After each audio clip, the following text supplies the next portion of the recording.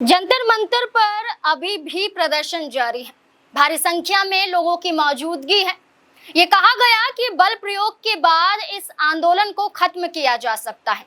लोगों के अंदर एक डर होगा और वो खुद ही जंतर मंतर को छोड़कर अपने घर वापस पहुंच जाएंगे। लेकिन सोनम वांगचुक को जबरन उठाने के बाद अभिजीत दीपके का अनिश्चित काल भूख हड़ताल पर बैठना और सोनम वांगचुक को याद करते हुए आंसू बहाना और दूसरी तरफ उनके मुंह पर स्याही फेंकने के बाद आंदोलन ऐसा बड़ा हुआ, ऐसी भीड़ उनके साथ जुड़ी जिस पर विश्वास भी नहीं किया जा सकता है।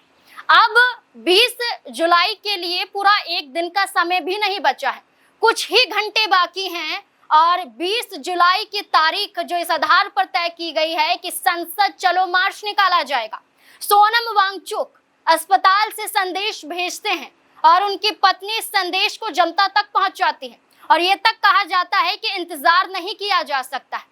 जितनी संख्या में लोग जुड़ सकते हैं उतनी संख्या में लोग सामने आए और अपना योगदान इस प्रदर्शन को दे, क्योंकि ये लड़ाई हमारी लड़ाई नहीं है। ये लड़ाई देश के तमाम उन बच्चों के भविष्य के लिए है जो पेपर लीक के बाद आत्महत्या कर लेते हैं।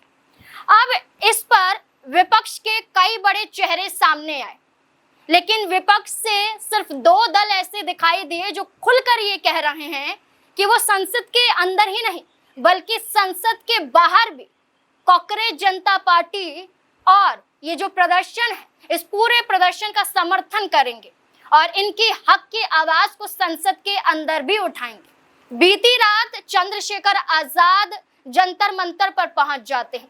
लगभग 3 बजे से ज्यादा का समय होता है और 4 बजे से पहले का 3:30 के आसपास मान सकते हैं चंद्रशेखर आजाद वहां पहुंच जाते हैं और खुलकर ये कहते हैं कि वो भी अपील करते हैं कि जिनकी लड़ाई ये लड़ रहे हैं वो भी इस आंदोलन का हिस्सा बने, क्योंकि आदेश तो ये भी दे दिया गया था दिल्ली पुलिस की तरफ से कि जंतर मंतर को खाली करवाया जाए, खाली कर देना है और कोई प्रोटेस्ट नहीं होगा।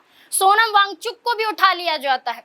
ये सब देखा गया और चंद्रशेखर आजाद ने कहा कि वो सिर्फ और सिर्फ इस जगह पर इसलिए आए हैं ताकि यहाँ कोई ऐसी घटना घट सके जो दिल्ली पुलिस द्वारा उठाई जाए या सरकार के आदेश के अनुसार उठाई जाए, तो उसका सामना करने के लिए हम मौजूद रहें।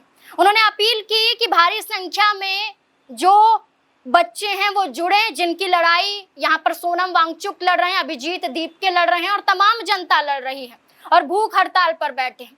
इसके साथ साथ चंद्रशेखर आजाद ने कहा कि संसद के बाहर भी मैं इनका समर्थन करूंगा और इसके अलावा समाजवादी पार्टी के मुखिया अखिलेश यादव सोशल मीडिया पर पोस्ट के माध्यम से लगातार समर्थन पेश कर रहे हैं। डिंपल यादव हो, धर्मेंद्र यादव हो, वो वहां पर पहुंच रहे हैं।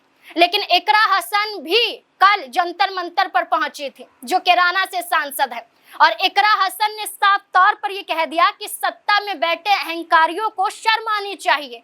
बेशर्मी उनकी यहाँ पर दिखाई देती है, बेहमदर्दी उनकी दिखाई देती है। किस तरह से यहाँ पर लाठियां बरसाई जाती हैं, सोनम वांगचुक को जिस तरह से उठाया जाता है, ये निंदनीय है। इसकी हम जितनी आलोचना कर सकें उतनी कम है।